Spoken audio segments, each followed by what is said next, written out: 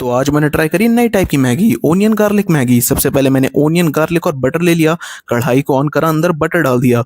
Butter डालने के बाद इसमें मैंने ऐड किया गार्लिक, और गार्लिक को जल्दी से गोल्डन ब्राउन कर लिया। गोल्डन ब्राउन करने के बाद इसके अंदर ऐड कर दिया मैंने प्याज, इसको भी मैंने गोल्डन ब्राउन कर दिया।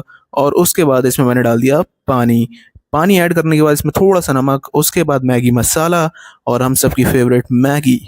मैगी को आप क्रश करके भी डाल सकते हो, इसके साथ थोड़ा चूरा भी डाल दिया इसका।